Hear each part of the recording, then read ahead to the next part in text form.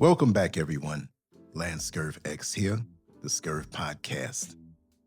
After the last few shows that I created on dysfunctional families and human nature and things of that sort, and the feedback that I received let me know that I needed to go a little deeper, or rather a whole lot deeper, because these are things that as we heal, as we get older, these are things that people who are really about meditation and self-improvement, that's important to them. And these topics are not just like any other headline. These are things that when we speak about them, it could help people years from now who are going through the same things. So I decided to say, hey, let's go a little deeper and let's focus on these even more. And today's topic or question is, are your childhood wounds secretly controlling your life? And I'm willing to bet that the majority of us here who are listening and who will listen would agree. Now, if you don't have any major childhood wounds, of course it's not going to control your life, but with people that you've known, and even possibly yourself, if you have any, and you get to a certain level of maturity and you can say to yourself, you know what? My reactions to certain situations in life really come from and stem from childhood wounds, more or less. It doesn't mean it has to be something major. It could be something minor, but it still has a ripple effect through your life. It's like earlier this morning. I'm shaving my face, I'm shaving my head. I shaved my head and the razor kind of took out a chunk. No, just a bit of skin. But I felt it. And I'm like, whoa. Now that was minor. It wasn't something that I needed to call an ambulance and go to the hospital to deal with. Now, if I was swinging a machete and the machete got out of control and hit me in the leg and took out a chunk of my leg, then that's something more major. They both drew blood, but one was minor and one was major. So all bits of childhood trauma are not the same. And because of our unique personalities, some of us are more resilient. It doesn't mean you're weak if you're not. But sometimes what doesn't bother someone else can be a major thing for you. So that's the point that I wanted to get to. Now, I'm freestyling, but I wrote an article on LanceScurvX.com in detail. And these are just my talking points that I wanted to share. One of the biggest lies we've been taught is that childhood ends when we become adults. That's simply not true. Our bodies grow older, but many of our emotions remain trapped at the age they were when they first experienced them. That's why a 60-year-old man can still react like a frightened 8-year-old boy when he feels rejected. That's why a successful woman with every material comfort can still feel unloved because she never experienced unconditional love growing up. The child doesn't disappear. The child simply learns how to wear an adult mask. This makes me wonder how many people I've encountered throughout my life who weren't actually reacting to the present moment. Maybe they were reacting to something that happened decades earlier. How many angry people are really frightened people? How many controlling people are actually insecure people? How many arrogant people secretly hate themselves? We often judge behavior without ever asking what created it. That's a different level of insight and maturity. Society is quick to criticize the fruit, but rarely examines the root. We see the explosion, but we never investigate the pressure that caused it. As I look back over my own life, I've realized that everyone carries an invisible story. Some stories are filled with love, encouragement, and security. Others are filled with rejection, fear, abandonment, and emotional neglect. We never know what chapter someone is silently living through. That's why understanding childhood trauma isn't about making excuses for bad behavior. It's about understanding where that behavior was born. Once we understand the root, we can finally begin talking about how to heal instead of simply condemning the symptoms. And that's something that I've always known. I'm not saying I know everything, but I've always known this, that what we are today is based on the foundation of how we were constructed, so to say, by the experiences that we had. And many of us have not gotten over those experiences and didn't digest it and process it and put it in its place. They still affect us all throughout our lives.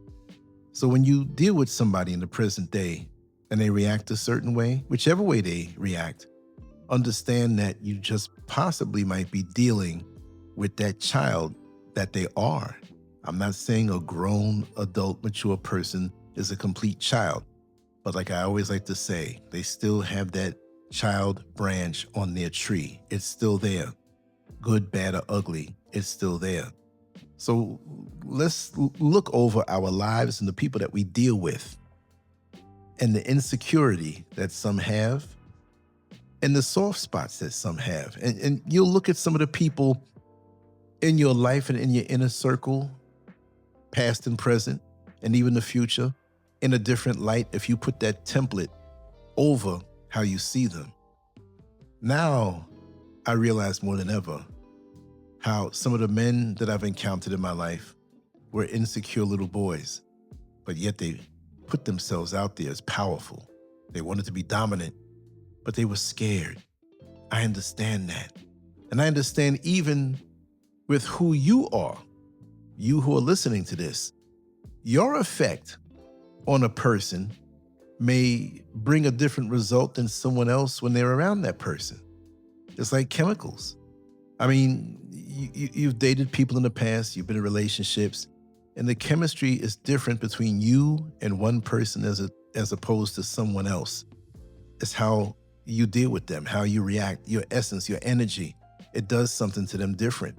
Some people go crazy over you and some people don't pay you any mind. That's just the way it is. Well, we have to take that into effect too, right?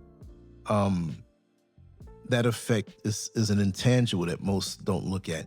So I could see where certain men, certain women have dealt with me a certain way differently than they have dealt with other people, good or bad. Sometimes you have a bad experience and you think a person's a prick. Well, they may not be that way with someone else. And it may be caused because maybe your confidence irks them. I know I have a calm, laid back confidence. I know myself. I've been with myself for 63 years. I know myself and you know yourself. And when you know yourself, it doesn't mean you're perfect. It means you know where your soft spots are, if you have any. You know your attributes. You know the parts of you that you need to work on. And that's very important. And many people don't really understand that about themselves. Most people don't even know how to articulate their feelings because they haven't even dealt with analyzing themselves. I'm always self-analyzing myself. I'm always observing what's going on around me and recalibrating how I deal with it. And I tell you, it's a hell of a ride in this life when you think that way. I'm never bored, right? Next point I want to talk about. The first broken heart often happens at home. When most people think about heartbreak, they think about failed marriages or broken relationships. But I believe the first broken heart often happens inside the home. Home is supposed to be the place where children discover love, safety, protection, acceptance, and emotional security. But what happens when home becomes the very place where fear is introduced? What happens when the people who are supposed to build you are the same people who slowly tear you down? That's a reality millions of people know all too well. Children don't come into this world questioning their worth. They learn to question it. They don't naturally hate themselves. They learn self-hatred from repeated rejection, criticism, humiliation, neglect. or favoritism. Imagine hearing throughout your childhood that you'll never amount to anything. Imagine constantly being compared to your siblings. Imagine never receiving a hug, never hearing the words, "I'm proud of you," or constantly wondering whether your parents even wanted you. Those moments don't simply disappear because someone reaches adulthood. They quietly become part of the emotional foundation upon which the rest of life is built. When I think about this, I'm reminded that many people spend their entire adult lives searching for what they never received as children. That's the truth when you really think about it. Some search for love, some search for acceptance, some search for validation, some search for peace. Sadly, many search in all the wrong places because they're trying to fill an emotional vacancy that no amount of money, success, relationships, or popularity can never completely satisfy. Until we acknowledge where that emptiness began, we'll continue chasing temporary substitutes for permanent healing. Many of us will run toward what we think will heal us. Many of us will abuse ourselves or run away from that emptiness and that void and the pain caused for it. Drugs, substances, escaping, and then you come down off of that high and the emptiness is still there. And this can happen for the rest of a person's life.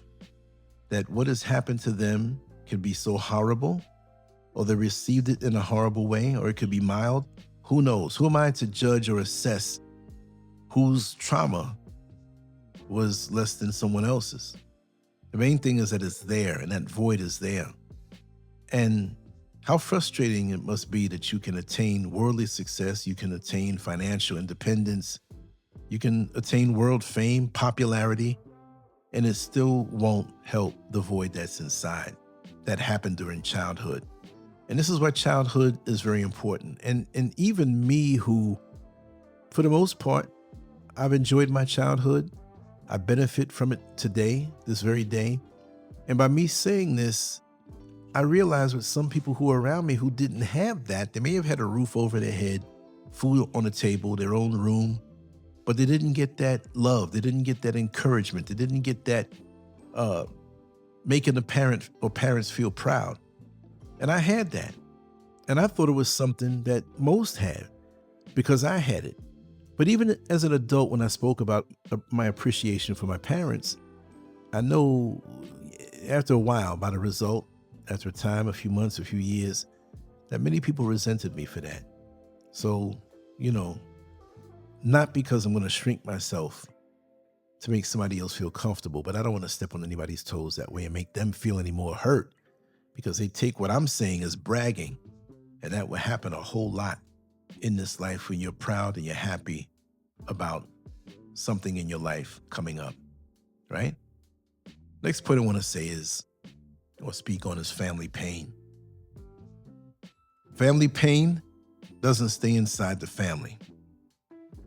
People often tell children, what happens in this house stays in this house. On the surface, it sounds like a lesson about privacy, but many times it becomes a prison of silence. Children grow up believing they're supposed to protect the family's reputation, even if it means sacrificing their own emotional well-being. They learn to suppress the pain, deny their experiences, and convince themselves that nothing was really wrong. How bad that is. Years later, that silence becomes one of the biggest obstacles to healing because they no longer know how to tell the truth about what happened to them. What's fascinating is that the family pain rarely stays confined within family walls. It follows people into schools, friendships, marriages, workplaces, churches, and communities. A child who grew up constantly criticized may become an adult who fears taking risks because failure feels emotionally devastating. A child who witnessed violence may become an adult who either accepts abuse as normal or becomes overly aggressive to ensure they are never victimized again. That's a heck of a thought. Family dysfunction doesn't end when someone leaves the house. Very often, it quietly relocates into every future relationship that person builds.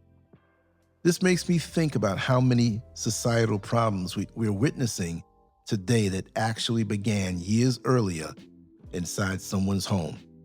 We spend enormous amounts of time discussing crime, broken relationships, addiction, violence, depression, anxiety, and social dysfunction. But how often do we honestly discuss the broken homes that help create those outcomes? Perhaps if we spent more time healing children and helping adults confront the pain they carried from childhood, we'd spend far less time trying to repair the damage after it has already spread throughout society. That's a conversation we desperately need to have, because healthy communities are almost always built on healthy families. And unhealthy families often create generations of people who never realized they were carrying wounds that they didn't deserve. When pain becomes your personality, one of the most dangerous things about childhood trauma is that after enough years pass, people stop seeing it as an injury and begin seeing it as who they are. They say, "I've always been this way," without ever asking themselves why. They've worn the emotional scars for so long that the scars have become part of their identity. A person who is constantly rejected may describe themselves as naturally guarded. Someone who grew up in chaos may say they simply don't trust people. Another who was never shown affection may convince themselves that they're just not an emotional person. But what if those aren't personality traits at all? What if they're survival strategies that were developed in childhood and never updated in adulthood? That's a serious thought. This is where self-awareness becomes one of the greatest gifts a person can give themselves. We often spend years trying to change our behavior without ever investigating the beliefs underneath it. We focus on the fruit while ignoring the roots. We tell ourselves to stop being angry, stop being jealous, stop being insecure, stop pushing people away. But we rarely ask what emotional wound first gave birth to those reactions. Until we identify the origin, we're often treating symptoms while leaving the disease untouched. As I think about the world around me, I can't help but wonder how different society would look if people understood the difference between personality and pain. How many individuals have spent their entire lives apologizing for being broken, when in reality, they were simply carrying wounds that were never acknowledged? That's where real transformation begins. It starts when a person realizes, this isn't who I was born to be. This is what happened to me. That one realization can completely change the direction of a person's life. Let me tell you something.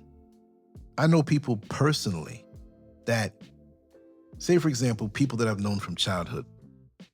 There's one individual that pops into my mind as well as several other ones, but this person was such a shy, mannerable individual.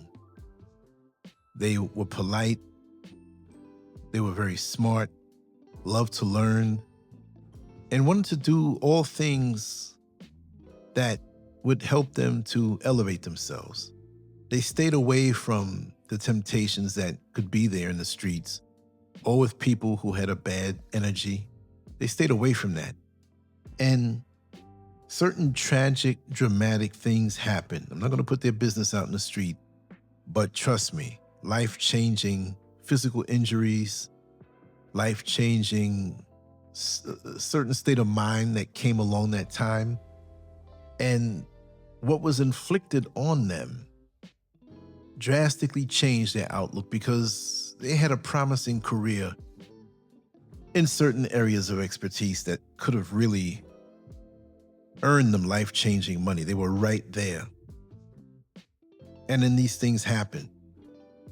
And then they were forgotten pretty much. Not by their family. They had a place to live and everything, but this is when the family dysfunctions and how to deal with anger sunk in. And when they were better physically and they lived a normal life or actually indulged in work and relationship, and they really turned into a monster.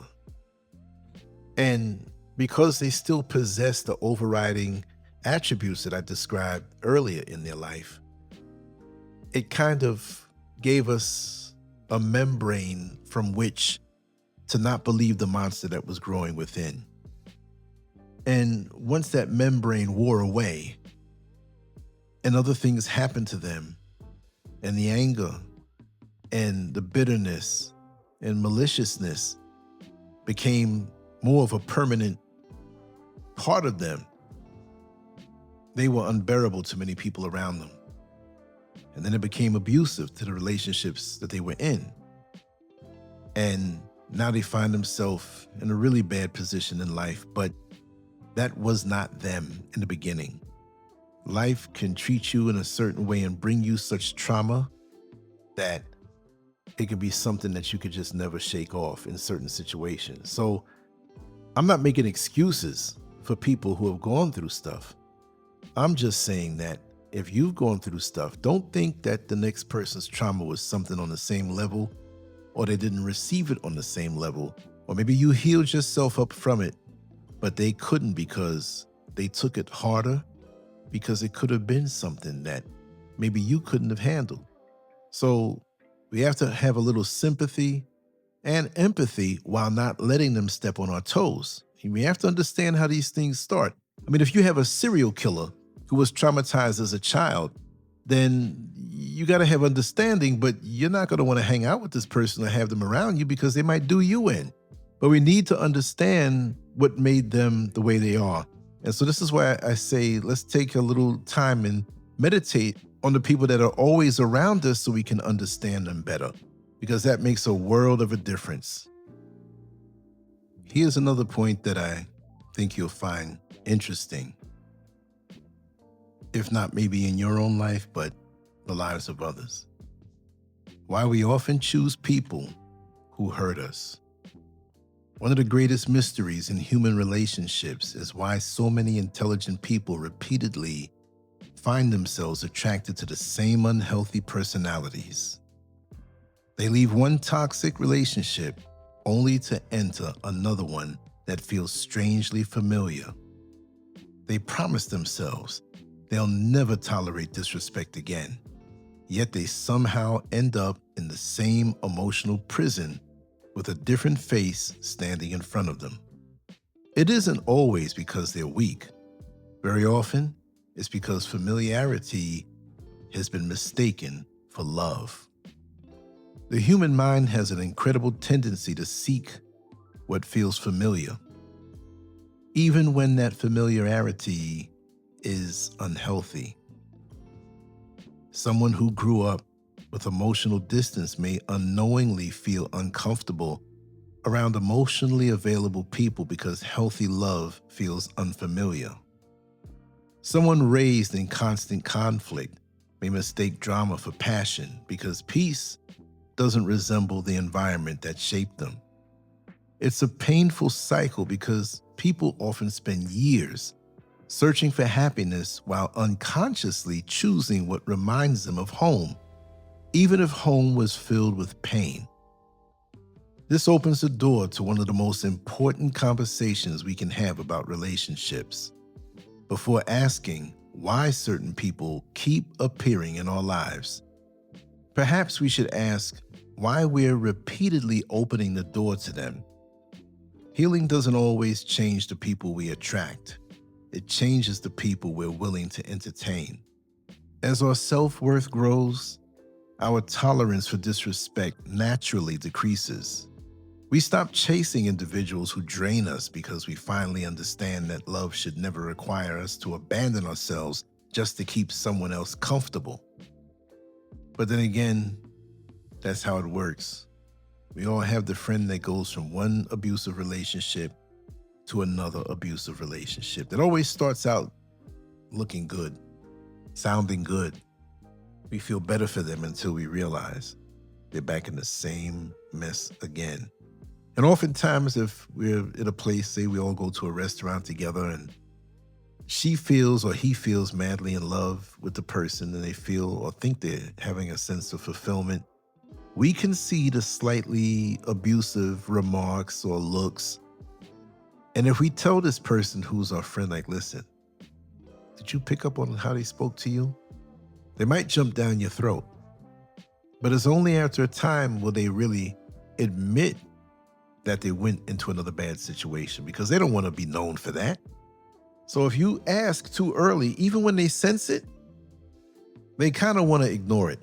They don't want to deal with it. So if you have a friend this way, it's like walking a tightrope. You got to be careful. You might see something in their new mate, and it's not just the new mate. It may be how they were raised and how they treat good people coming into their life. They may have been raised up in a very chaotic household.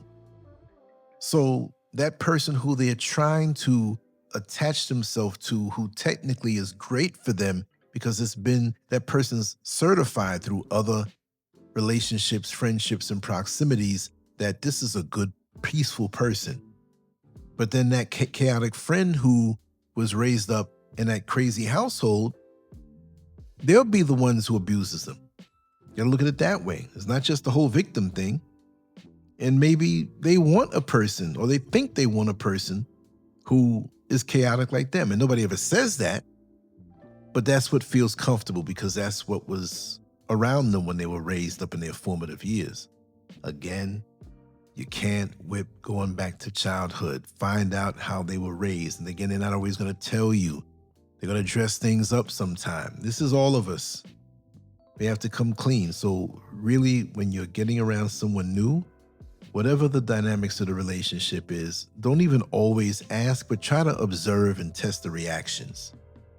That's the best way to do it. When the wounded become the wounders. One of the hardest truths to accept is that people who have been deeply hurt sometimes become the very source of pain for others. That's not because they're evil or beyond redemption. It's because unhealed trauma has a way of reproducing itself. A child who grows up in an environment filled with anger may eventually express anger in adulthood because that's the emotional language they were taught. Someone who never experienced affection may struggle to express affection because they were never shown what healthy love looked like. Pain has an unfortunate habit of repeating itself until someone consciously decides to interrupt the cycle. Do you want to be that one? You might get steamrolled. But if you love them, hey, you got to make the sacrifice and work with them as long as they're willing to work on themselves too. But this reality should challenge all of us to examine ourselves with honesty instead of defensiveness. It's easy to identify the people who hurt us. It's much harder to ask whether we've unknowingly hurt others because of our own unresolved wounds. Have we become emotionally unavailable because someone was emotionally unavailable to us? Have we become overly controlling because we once lived in fear? Have we become critical because criticism was all we ever received? Those are uncomfortable questions, but growth has never been built on comfort. It has always been built upon truth, and it's not always pleasant. Maybe this is where generational healing truly begins. It begins when someone finally says, the pain may have reached me, but it doesn't have to pass through me. And that's a heck of a way of looking at it. That's one of the most powerful declarations a person can make. It means refusing to hand your children the same emotional baggage you inherited. It means choosing understanding over bitterness, accountability over denial, and healing over revenge. Every family tree has someone who becomes the turning point. Every generation has someone who decides that the cycle ends here. Why shouldn't that person be you? Forgiveness isn't about them. It's about you. One of the greatest misunderstandings about forgiveness is that people think it's a gift we give to those who hurt us.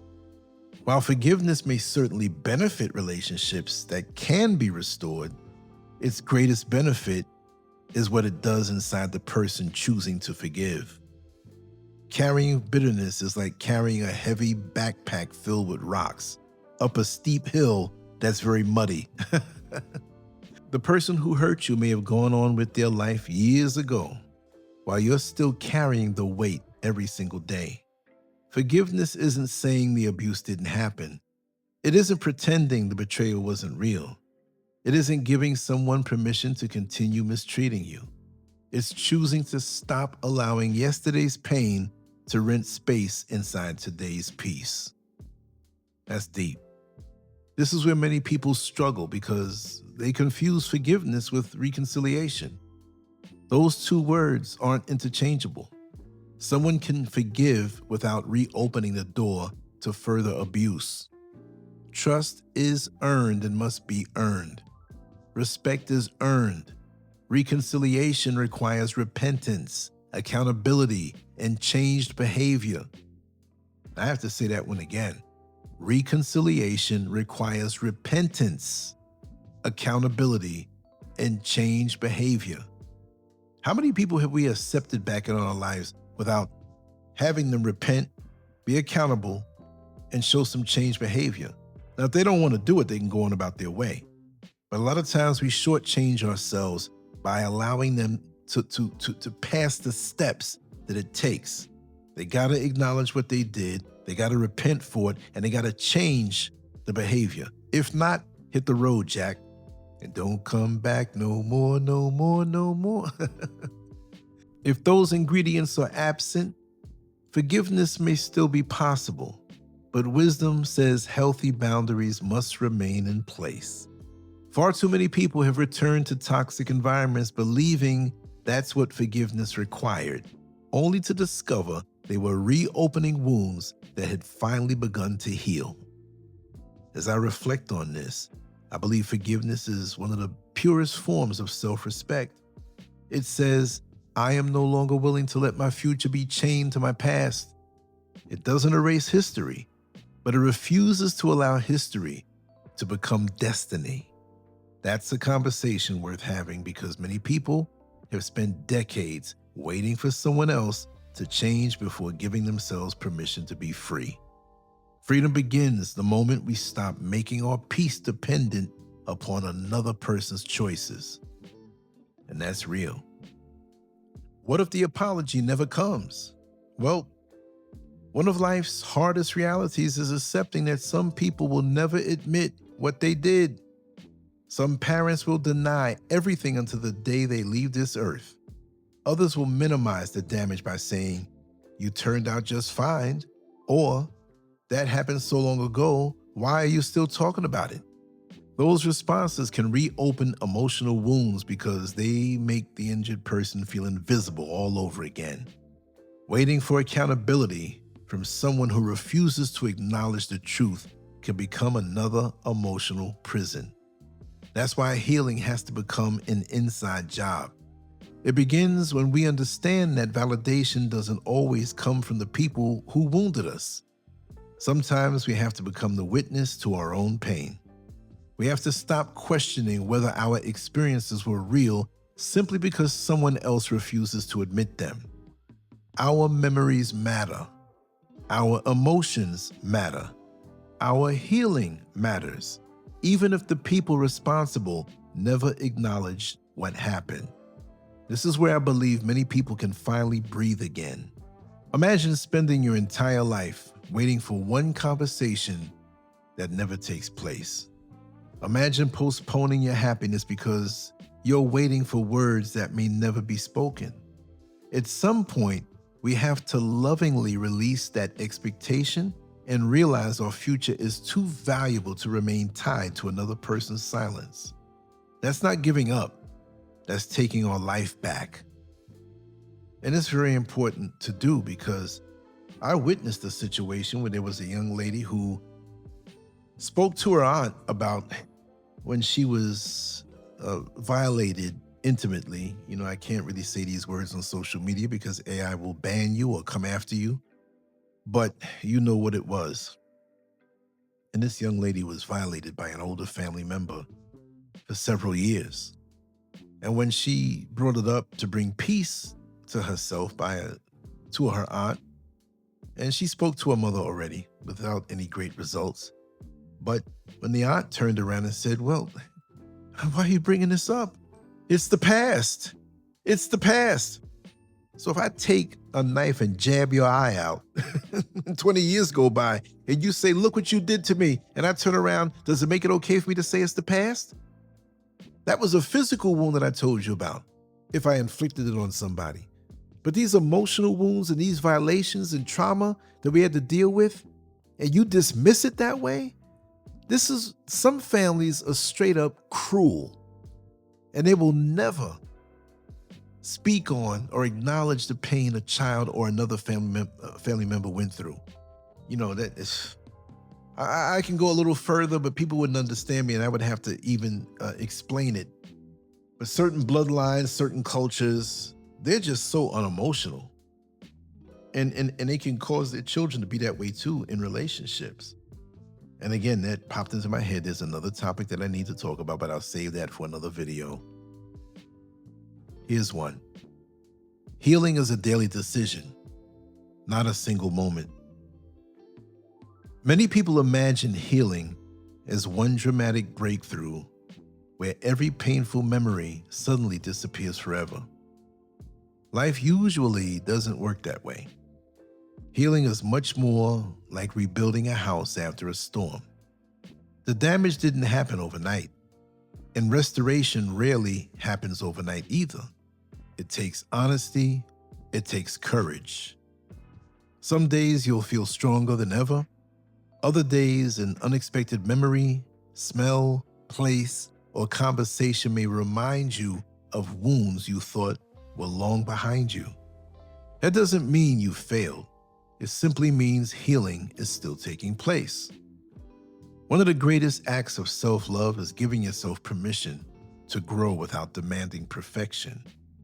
Many survivors of childhood trauma become incredibly hard on themselves because they were taught that mistakes made them unworthy.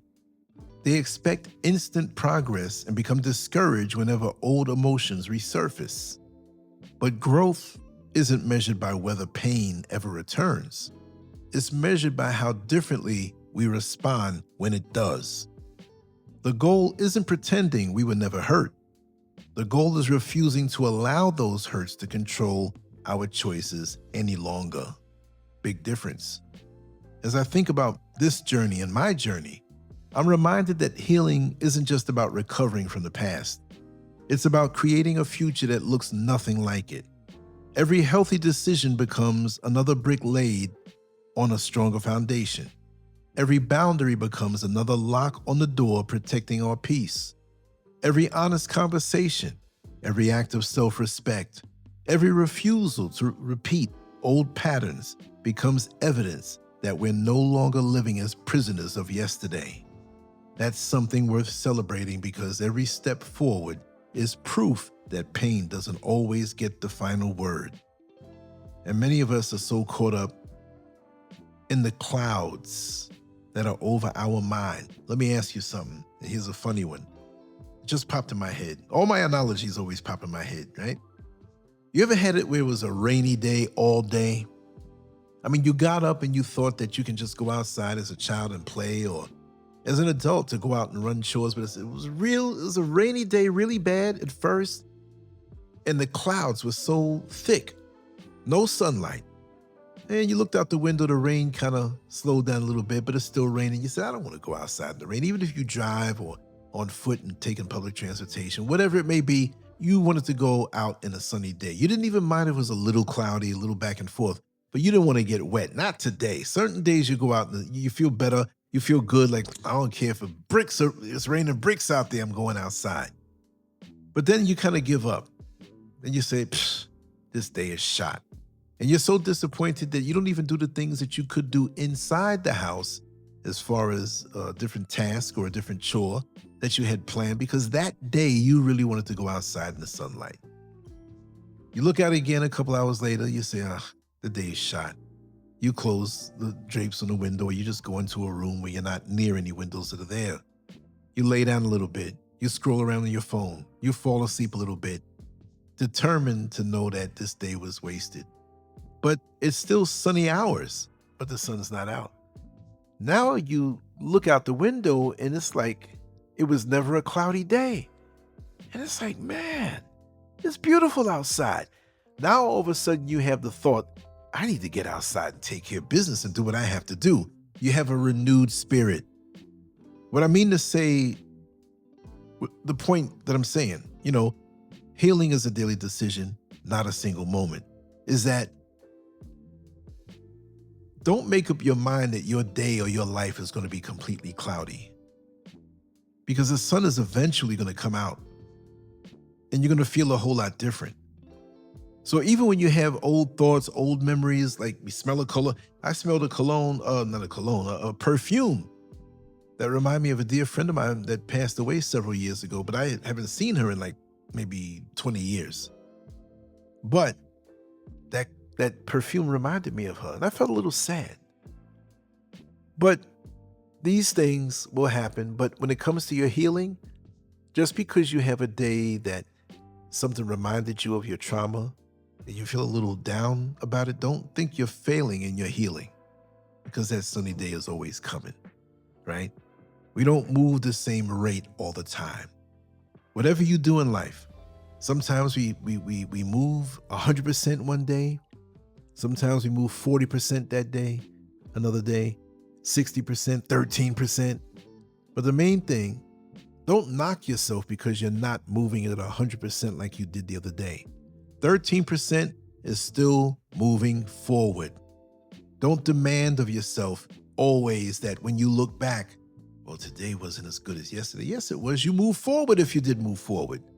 And sometimes when you rest, you may not do anything at all, you've recharged yourself. You have to see it on an overall scale when it comes to your healing. Next point that I want to make in conclusion, your healing becomes someone else's freedom. Maybe the most beautiful truth of all is that healing never stops with the individual. It spreads. Just as trauma travels through generations, healing does too. When one person learns how to communicate with kindness instead of anger, their children experience a different home.